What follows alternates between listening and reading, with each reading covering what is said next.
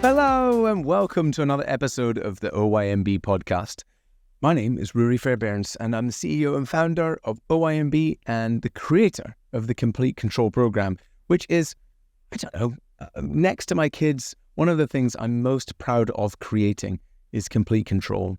It is a truly incredible program, and I know it's not for everyone, and we are doing lots and lots of work on that to work with corporates and health insurers and to try and bring costs down and make it more affordable, and also to do the work to develop lower cost programs that can also help people in a significant way. But with every fiber of my being, with every inch of my soul and heart, I know that this program is doing incredible good in the world. And I know there's a lot of misunderstanding around there about it. I know there's lots of people who think we're selling ice to Eskimos, all of these negative things, and none of that is true. We just follow the science. We know what drives compulsive behavior. In science today, we know these things. So why not start there? Why not start with the things that we know drive the desire to drink and coach people through making those changes? And then, if they get to the end of that, they get all the way through that and they discover that they still have a significantly problematic relationship with alcohol, well, then maybe they need to go to a thing and describe themselves as a alcoholic or whatever those words are and tell people that they're powerless. But let's start with the things that we know that can be significantly impactful and preventable in people's lives. I say this often to people, we live in a world where millions of people all over the world who are regularly consuming what is one of the world's most powerful depressants, right, which has proven to be 100% successful at being a depressant. That's what it is. And yet they go to their doctor and they say, I'm anxious and I'm depressed. And that doctor will prescribe them antidepressants. 1 in 3 people is taking antidepressants. Now, they are somebody who is regularly consuming a depressant, which is 100% successful, and yet the doctor is prescribing them an antidepressant, which if you look at some studies, no real antidepressant has beaten a placebo. That's less than 3% success rate. This is the world we live in, guys. Now, if we just follow the doctor and we listen to that advice, then maybe taking a pill is where we're going to put ourselves. And if you live in America, you have to take a pill for the pill for the pill for the pill for the pill, and the pill which is required to the pill. It's insane. Why don't we start with the things that we know can help people? The holistic things, the things that are within our own power. Why don't we teach people the tools that they need to change their own lives? This is what I'm all about. So I don't think there's any bad in that anywhere. I don't think for anyone on any scale of drinking is not going to see improvements in their life by taking these steps, positive steps, to make changes in their life that drive compulsive behavior. How can that be a bad thing? But anyway, today what I wanted to do is take you through a bit of the conversation, a bit of the journey that I talk to people about often on these calls, which I love, by the way. And if you do want to call with me, then just reach out. I'd love to speak to you. So normally when I have this conversation with people, I start off by helping them understand one major thing. Remember that our brain is constantly putting things that we repeatedly do, things that we repeatedly say onto autopilot. So if you say, I'm a freaking loser to yourself all the time, then guess what? You create more of that. And we've seen that with many studies with luck. People who believe they're lucky, you're right. People who believe they're unlucky, you're right. So which would you rather believe? And which would you rather tell yourself? There's another great phrase, which is, we are what we repeatedly do. So we have to think about that with the way we're aiming our brain and everything else. So in society, ever since we were tiny, we've been listening to and watching and acknowledging the fact that the negative impact of alcohol is normalized and belittled, okay? So the hangover is marginalized. Oh, it's just a hangover. Oh, you just feel low. Oh, we all feel anxious. Oh, Or you sometimes say, oh my God, you were so much fun last night when you fell off that table and nearly, shattered yourself with glass or whatever it was. Ha ha ha ha, it's so much fun. So we've been around those beliefs and those conversations all the time, which means that in our subconscious, our brain has created neural pathways around it. So the normalization of the impact of your drinking is in your brain. So what that means is, when you think about changing your relationship with alcohol, your subconscious is working against you, but it's okay. Well, it's not that bad. You actually quite enjoy drinking, right? You know this goes on. You know this is the truth. So when I bring people onto a call with me, I say, this is a safe place that you can talk to me and it's going to help you the most. So what we're going to do right now is I'm just going to ask you a bunch of questions about your life so that you can get truthful and honest about the pain. Not from a societal perspective, not from talking about somebody who's judging. There's no judgment here, just so that you can find change for yourself. Does that sound fair? Great. Well, then let me ask you some questions while you're listening to this podcast or while you're watching it. So let's start with this. How much are you drinking? What does a heavy period of drinking look like for you? Think about that for a second. Okay. Now, what impact is that having on you? What impact is that having on your life? I could see you're thinking about that, and here is where people get to the surface. They say, well, I feel a bit tired, and they're really at the first layer of awareness. And so normally I'll say some things like, okay, and what about your health? Like, do you think about that? Do you worry about your health at all? Is there any scares or anything you've had go on in there? Again, we can start doing some surface, or maybe something bigger comes up for people. Well, I've got high blood pressure, or, oh yeah, I'm put on a bit more weight than I thought I should have at this time in my life. That's pretty common for people. Okay. And what about your mental health? How's that truly? How do you feel? And almost everyone here who's regularly drinking alcohol will say, I feel more anxious. I feel a bit low.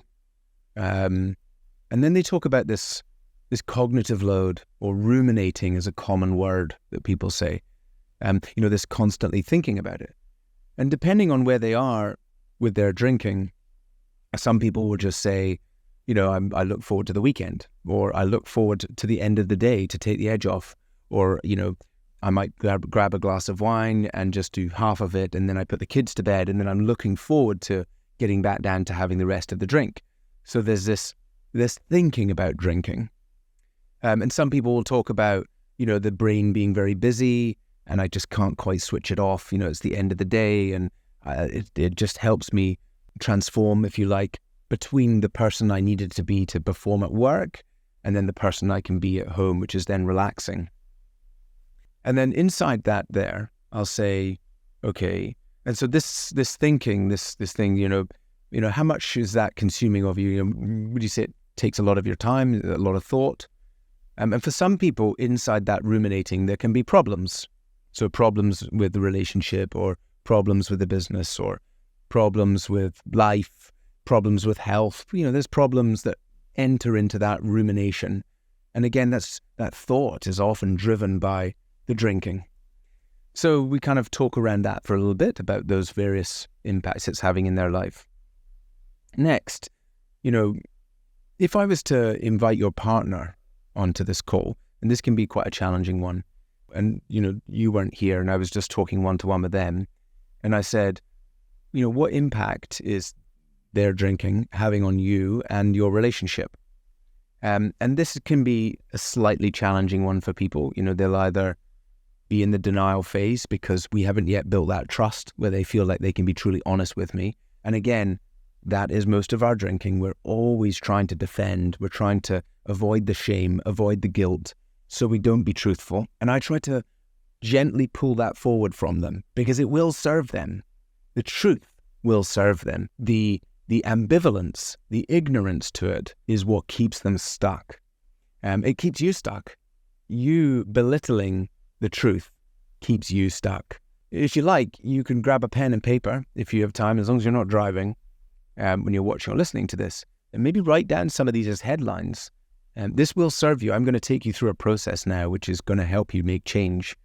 It's built around two things. We change the most when we have enough pain or enough pleasure.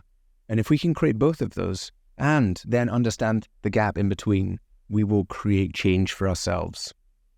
And a lot of people, I would say maybe 30 to 50% of the people who I speak to on calls, they've been waiting for that moment where they are forced to change, where the partner says, look, I'm out of here, or where they get a DUI or drink driving problem, or some kind of doctor says, health concern, you've got to stop drinking.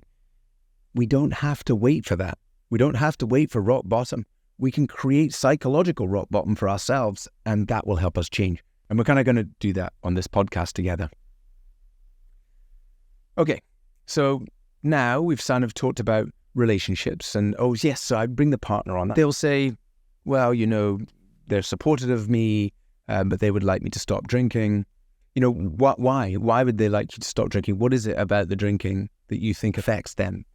And they'll say, well, he's tired, or he's quite snappy. He can be a bit more short-tempered. He's not very present, or she is not very present when she's there, or I'm worried about her health, or I'm worried about the future together, or they argue more after drinking, all of these things. So now they're kind of getting them into the shoe of the impact it's having on the people around them. And this is important. And next, I'll sort of say, do you have kids? Yes, no, what, depending on what age they are, what would they say? If I took them onto the call, what would they say? And then there's very varying ranges here. If they're older, then they'll say, well, I wish dad didn't drink so much, or wish mum didn't drink so much, or they don't know, or they're blissfully unaware. But this can be quite a powerful tool to put yourself in the shoe of the other individual and try to be really truthful. Not comparing you versus the world. Who wants to compare yourself to the world? Fuck that. Have you seen how messed up the world is? We're not talking about you versus the world. You're amazing, right? You've done great things in the world, and you can do so much more. So it's not about you versus the world, because average is just rubbish. Sorry, it's a terrible, terrible baseline to base yourself off. The question is you versus you, right? It's you versus you when you're not drinking, you when you're crushing it, you when you're smashing it out the park in all areas of your life. Like you versus the best version of you've been in your life. Now, where are you on that at the moment? Where are you as an example? And then looking at the areas of your life in how you could be in your belief. Of course, most of us are pretty hard on ourselves. Most of us are pretty negative on ourselves. So I imagine that gap is quite big. And interestingly enough, for many, many people, they're nowhere near as far away from that best version of themselves than they think. And that's another interesting thing we're going to touch back on in a second. Okay, next, I want to kind of bring them to the table to look at the impact it's having on how their life is going. So I'm going to say this thing to you right now, which is, okay, so when you've had a heavy drinking week, or when you've had a particular heavy drinking period, when you're showing up to work, what percentage do you think you're showing up? And, this obviously ranges. Some people say 80%. Some people are a bit more hard on themselves, saying 30%. But they'll always say them versus the best version of themselves, they're showing up considerably worse. And what does that look like for some people? Well, I have business owners who say, I avoid Mondays. So Mondays, so often I avoid putting the meetings in the diary. I'm just getting through the day. I'm just holding on to it. I get other people to take over some of the decisions, and I kind of hide. I hide. And then you can have more extreme level where people might be even hiding some of their drinking during the day or later on. And then also you've just got the people who feel like, they can be attending a bit more. They don't necessarily drink that much, but it turns into a bit of binge at the weekend. So there's tired, sluggishness, anxious, low, not quite the clarity, not focused, not driven on a Monday. Gosh, building a business is tough, really tough. It takes everything of you, 150% every day. So, if you've built businesses and been regularly drinking, imagine what you can achieve. Imagine what you can do without what is a great big anchor you've been dragging along the whole time. I said anchor, dragging along the whole time. So looking at that business element and saying, what is the cost of this? Like if you look at those areas of your life, what is the cost of this to you? You know, you mentioned that there's some issues in the relationship, and you mentioned about your health, like this could cost you your health. And you mentioned about your mental health being poor, you know, anxious, depressed, like that rumination taking up lots of percentage of your brain. So what is the cost of this? And this helps them really anchor into where they are at the moment. Next, I want you to think forward, okay? Imagine for a second that this problem continues to get worse. Now, I know you're really thinking about making a difference this year. But imagine, let's say, you join a different program, it doesn't work for you, you bounce off the walls a few times, you try white-knuckling it some more, but ultimately, over the time, your relationship with alcohol continues to get worse. What's the outcome? What impact does that have on your life? And when you look at that, you know, what impact does that have on your relationship? What impact does that have on your mental health? Where does this go on your health if you paint that forward, if it continues to get worse? Are you okay with that? Does that concern you? Again, like if you carry on performing it that way at work, what impact does that have at work? You know, if it continues to get worse. And the reason why we're painting this is we're creating this psychological pain. We're creating this element, this momentum here for somebody to make change in their life. Now that we've seen the dark side, let's flip to the bright side. What do you want if you could wave a magic wand, what do you want your relationship with alcohol to look like? Now, for most people, pretty much everyone I speak to, they will say, it would be nice to go and have one glass. It would be nice to go and have a beer. Some people say, I'm done with it, I'm done with it, I'm done with it. And that's amazing, great, wonderful. You're always going to be in the best place. Mentally, physically, longevity. But for the vast majority of people, they don't know how. They don't even know how they could get there. They don't even think it's possible. But they would like to be able to be in that place. Okay.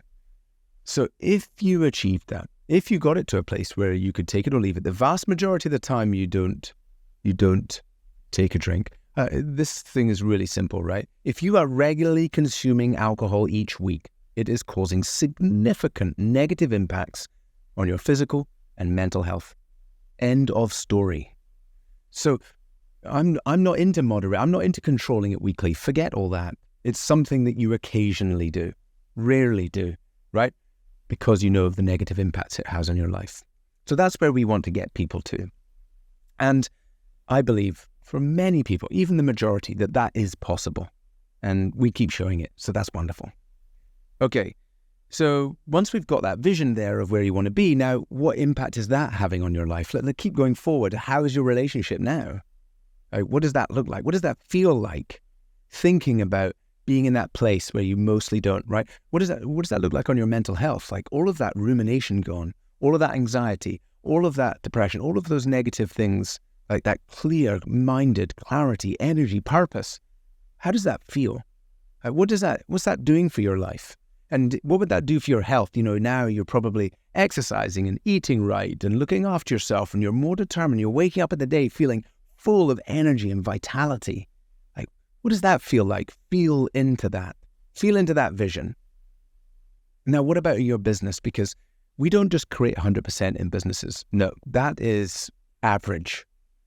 When you help get clarity and meaning and purpose and connected back into your business and your career, when you're very driven again, you do more than 100%.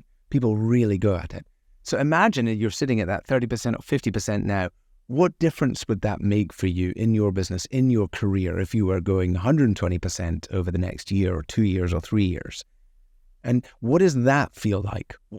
What outcome is that having in your life? Like, think about that for a minute. Feel it. I want you to feel for that outcome. This is powerful stuff. Our goals, when we attach them with vision to emotion, that is where the root drive is. That's where we are fully aligned and going forward. It's so powerful. It creates momentum. It creates change. It builds neural pathways. Like, this is where we create massive change in our life.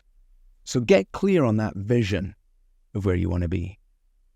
And then let me ask, really, looking at that difference in life, let's just pause for a second and reflect on where you are right now, but more importantly, where this goes if you don't get on top of it. Like, feel that feeling. You know, that's a shitty freaking place, right?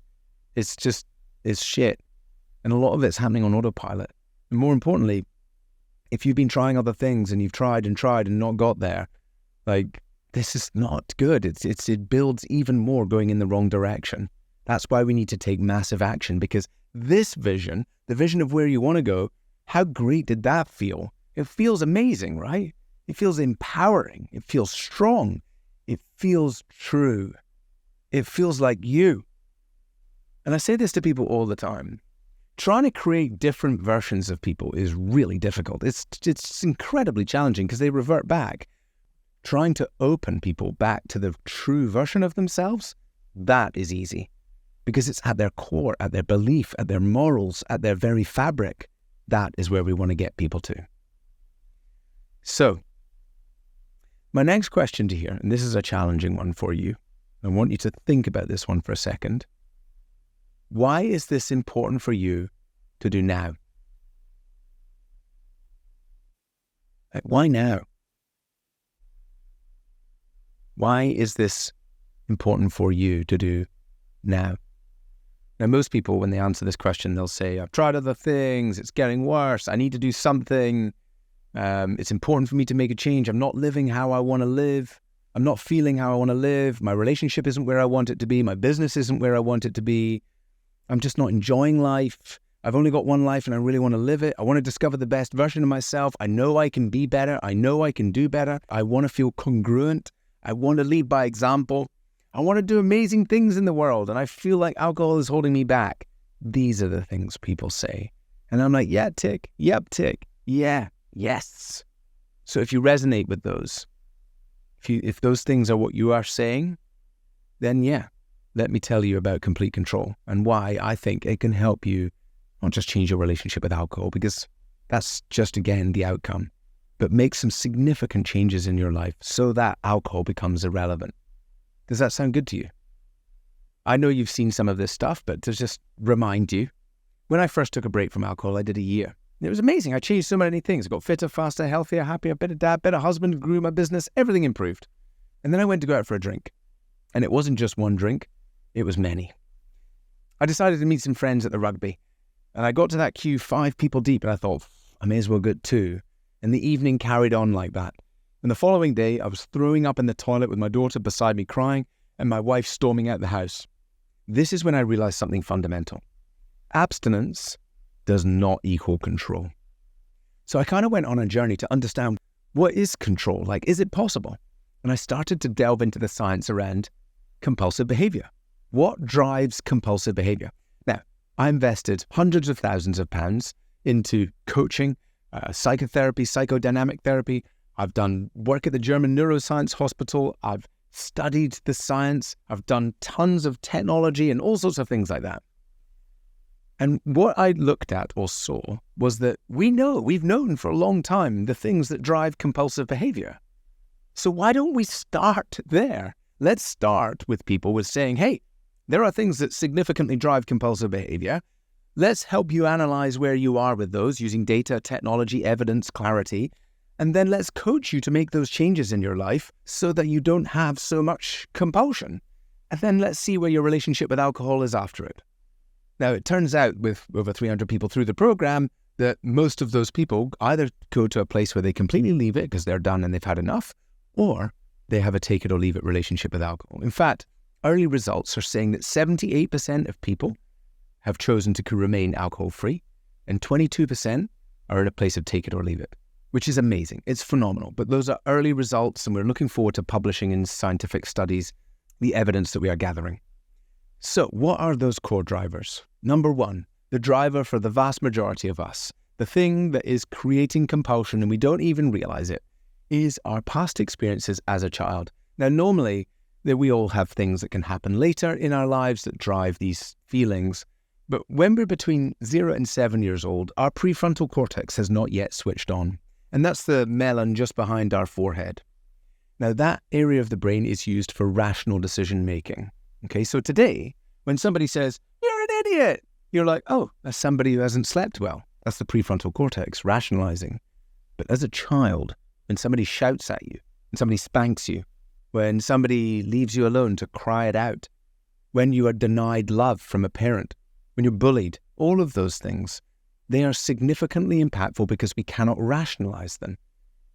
Being left in a room for a little while is being left alone forever. And this is why boredom, which makes us feel lonely, drives those huge emotions of the past. And this is such a common one for people where they either have boredom or when they travel, they feel alone. And of course, they want to have a drink to numb those old feelings. But often it doesn't come up as feelings. You're not feeling about the loneliness as a child. You have the thought. It's just ruminating, loud, noisy thoughts. I've got to switch this off. And then I go. And do you know why that is? Because we've been taught our whole lives to pack down our emotions. There, pack them down. Move on. Be strong. Go on, drive out those tears. Don't cry. And so we get so good at packing down and ignoring those emotions that they just come up as thought, an aggressive thought, and unable to control those thoughts. On our program, we use some really cool tools like somatic experiencing, which if you look at the work by Besser van der Kolk, one of the world leaders in trauma and understanding that, is that the body keeps the score. These emotions of our past are trapped inside our body. Until we learn how to let go of those emotions and process them, they will continue to eat us up. Now, Gabor Mate, he thinks that the vast majority of our neurodivergence, ADD, ADHD, bipolar, OCD, if you've ever identified with any of those things, those are coping mechanisms of a traumatized child. And so many people who come onto the program or even conversations, they go, well, I don't have trauma. Hang on a minute. Let me just tell you, we all have. Because childhood is traumatic for everyone. It's a very traumatic experience in going through, especially in the society we live in. So we must do the work to release the emotions we feel back there. Otherwise, they're going to continue to cause mental illness, physical illness. I mean, again, Gabor Mate thinks that a large proportion of autoimmune disease comes from unprocessed childhood trauma. How many of our diseases, cancers, things like that, are in part created by these past traumas? So this is why doing this work specifically is so life-changing.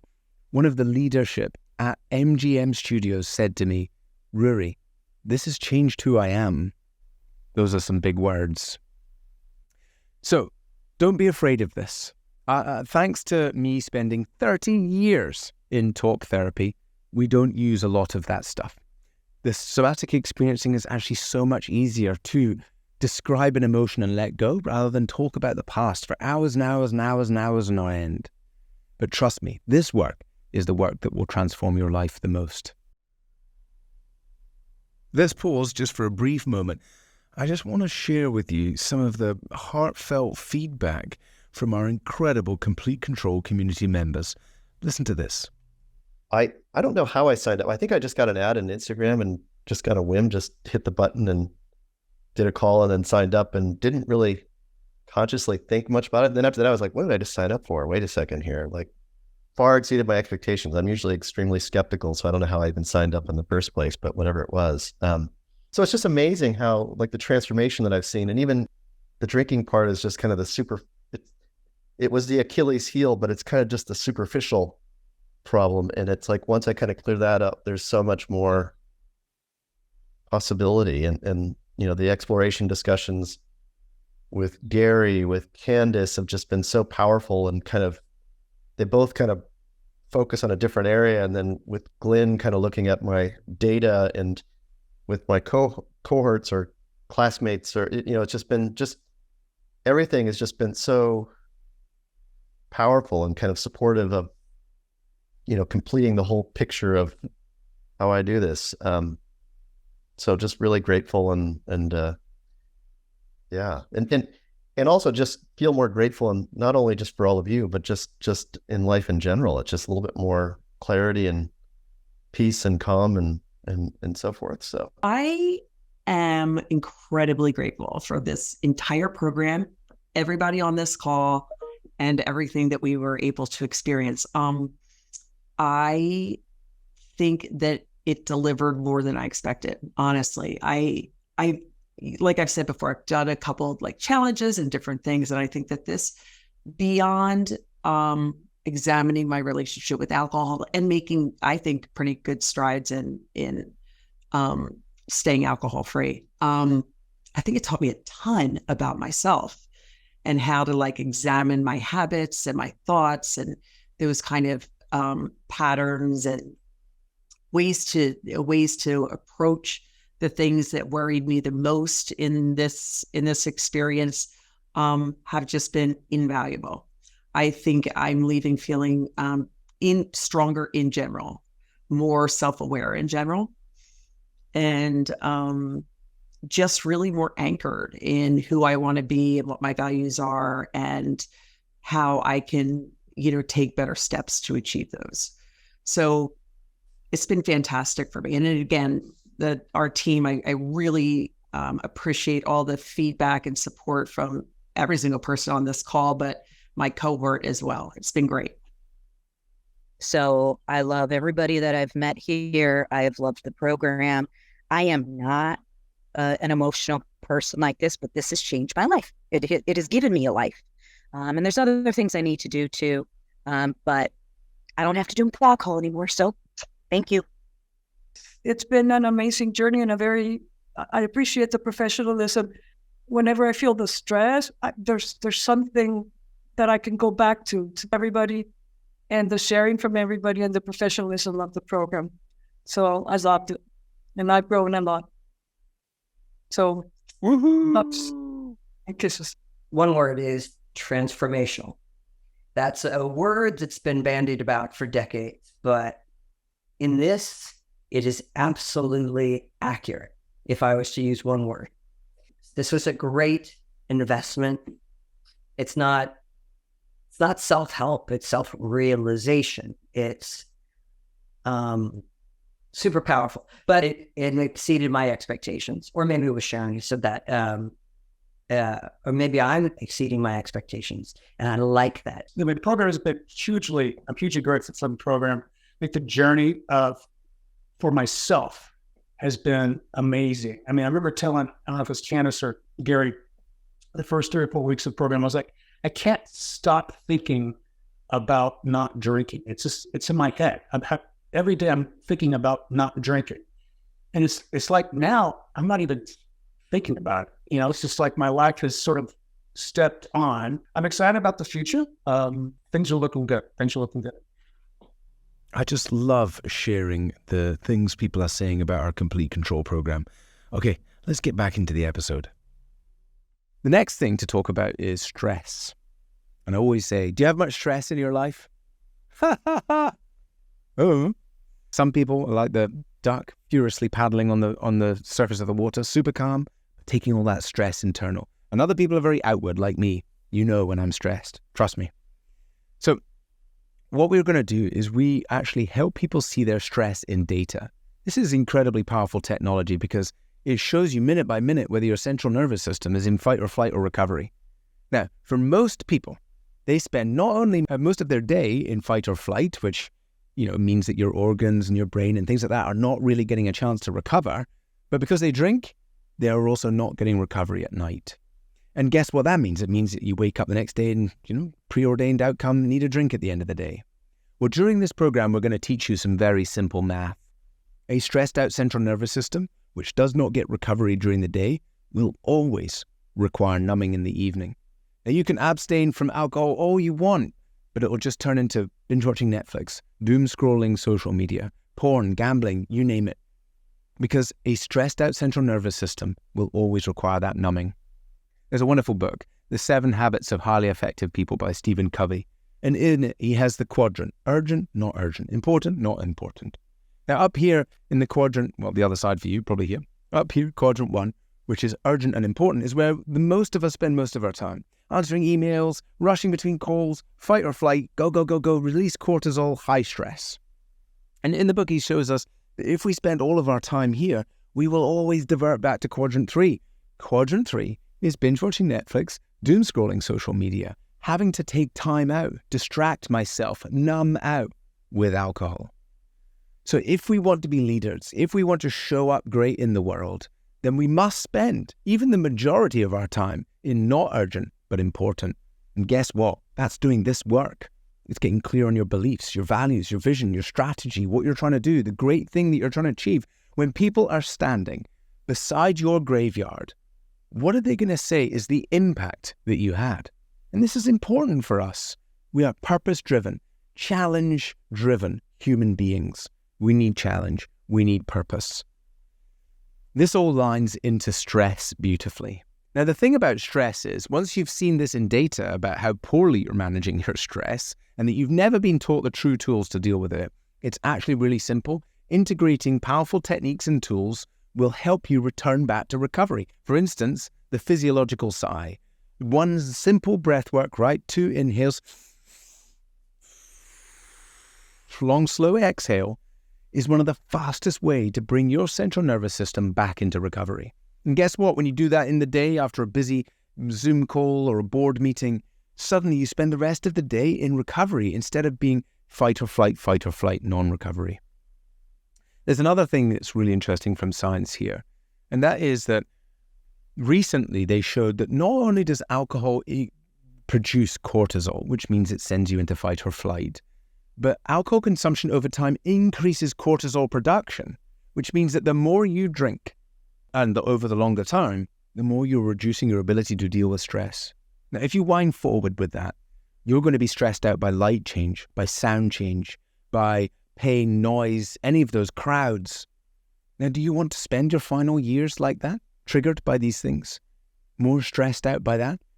Do you want to be able to handle less stress in your career, in your business? Or do you want to be able to handle more stress?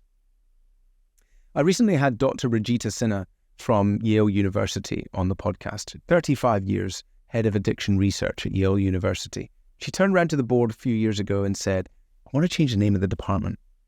And they were like, what? And she said, yeah, I want to change it from head of addiction research to the Yale University study on stress. Because she said addiction is just the outcome. Stress is the driver.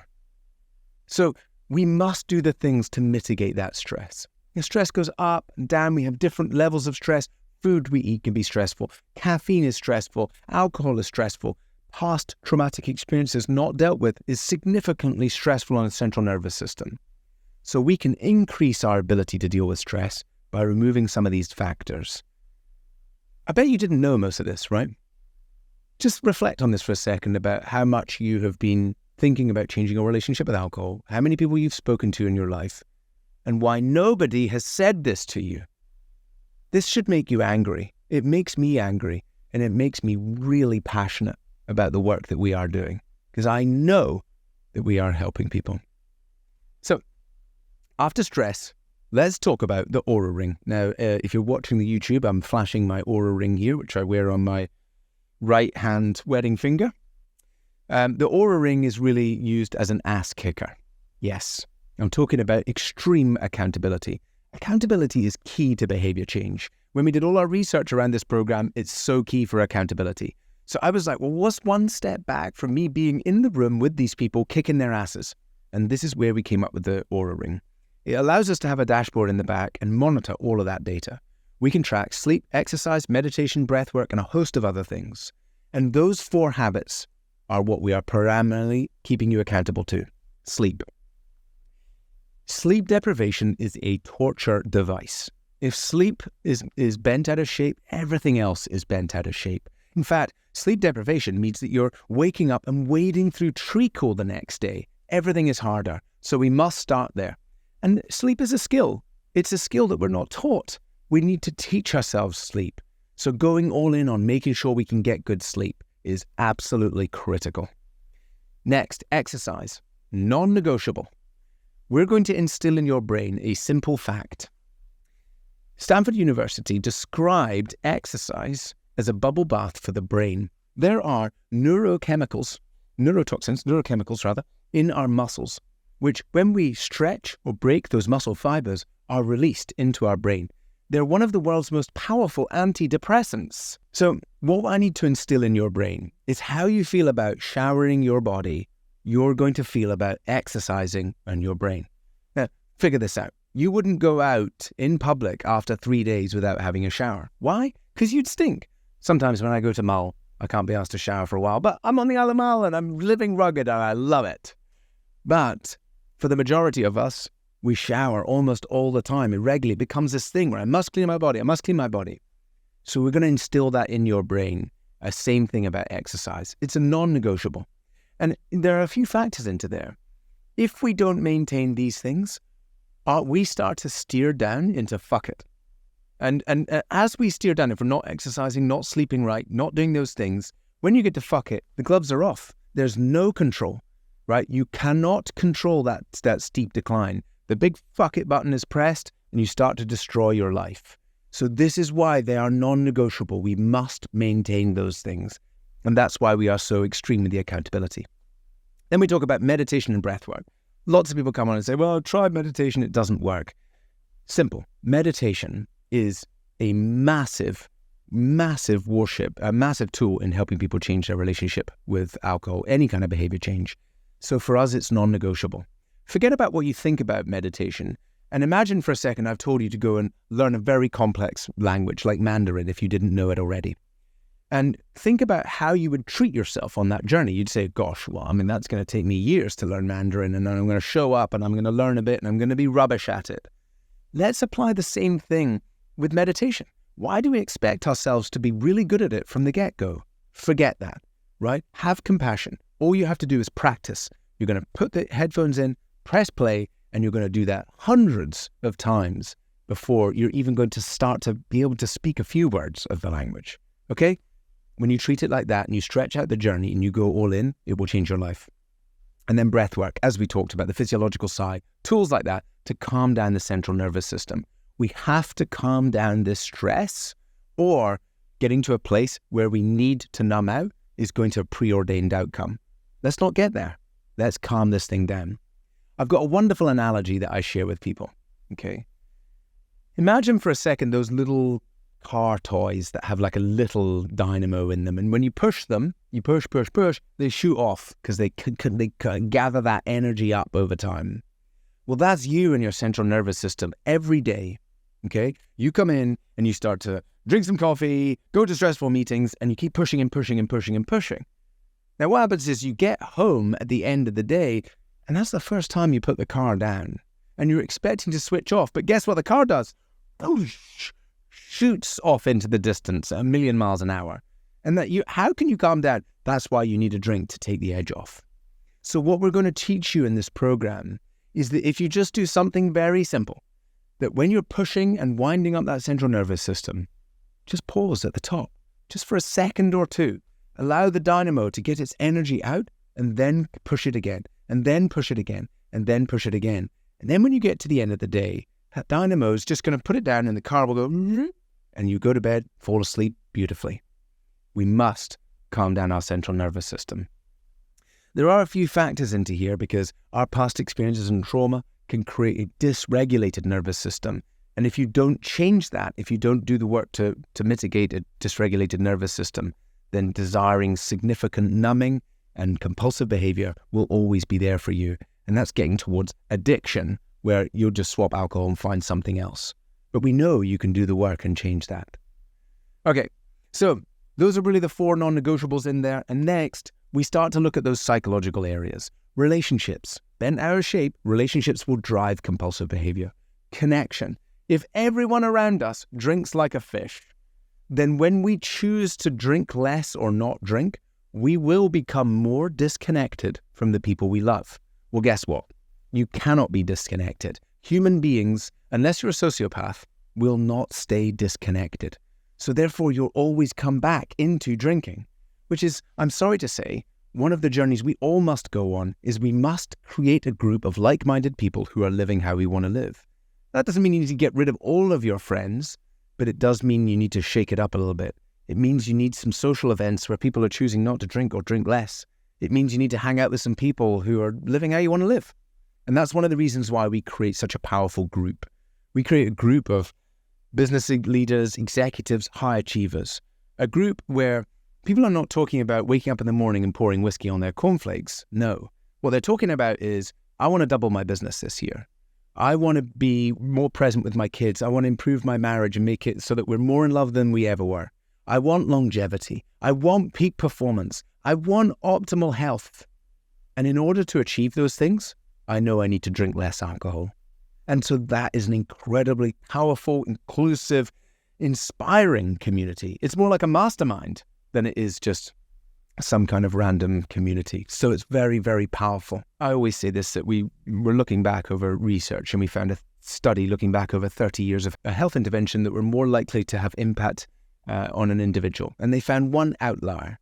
When you take a group of like-minded people through a program at the same time, they're more likely to have impact and for that impact to last longer. So that's why we curate a group. It's hugely powerful. Even if you don't like the group element, switch your camera off, change the name, it's fine. You being in that room and you hearing some people talk about their lives just like yours, that is what creates connection. That's what allows you to go out into the big wide world out there of people who drink like fish and have got no interest in changing their relationship with alcohol publicly and yet still not drink. So it's important to build those connections. Okay, and then the various other areas like understanding our ego, our emotional regulation, continuing to find calm, etc. What we do is take people on this incredible journey using data, technology, evidence, and some really cool coaching tools and various modalities, meditation, hypnotherapy, breathwork, the things that science is showing helps people reduce compulsive behavior significantly. Imagine for a second that we kind of wheel in a warship, right? There are many guns on this that can help win this war. It's just that we're going to go to town and use them all to make significant change in a short period of time. I'm talking 8 weeks for a life-transforming experience. We are really aiming for profoundly life-changing, and we hear that a lot from people. People who have already tried to stop drinking before or done or even our challenges before, and then yet they come on this program and they discover things. Luke said to us, you can't unlearn the things you learn in complete control. And we've had people from all walks of life. You know, I can think of one chap, Don, who's a ex-NFL player, you know, hugely successful private equity business. And he's like, Rory, I can stop drinking for a year, no problem. That's not my issue. But when I do drink, it's like I won the Super Bowl and I'm gone for 3 days. And I just can't afford that. And he came on our program and he's like 6 months later messaging me like, now I just, you know, went to a huge family event where I was normally massively triggered. And instead now I just had one evening where I had a few beers with my brothers and cut it off at midnight. And control for him is so much more powerful. And then Kevin is another example, right? 3 times to the Priory, daily heavy drinker. You know, you'd say he's not right for that program and you're selling ice to Eskimos. Well, that's not true. He flew out to Mallorca almost a year later and he's like mostly not drinking. He's like, I just don't want to. It's just not in my cognitive desire to have a drink now. So we know we're doing an incredible thing. And I think we're challenging the norms here of who should go where. Are you this or are you that? And I just want to say to you, I don't know whether you are this or you are that. But why not come through a program which will help you understand with clarity all of the things that drive compulsive behavior and coach you to change them, to give you the best possible chance at being powerful, at making changes in your life in the shortest period of time. And when we talk about the shortest period of time, many people try and go and figure this out themselves. And yes, it's possible. I produce tons and tons of resources around the science that we take people on here. But is that going to happen? Like, when you look at the amount of books you've read, how much of those books have you applied? How much of those podcasts have you applied? Now, this program guarantees that you don't spend time trying to figure this out.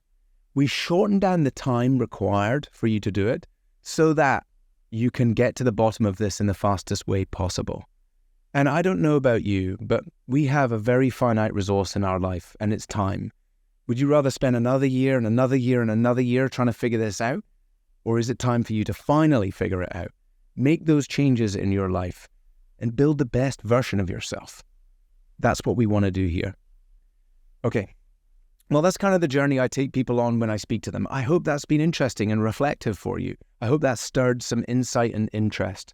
If it's made you think, you know what, maybe this complete control thing is for me, then reach out to the team.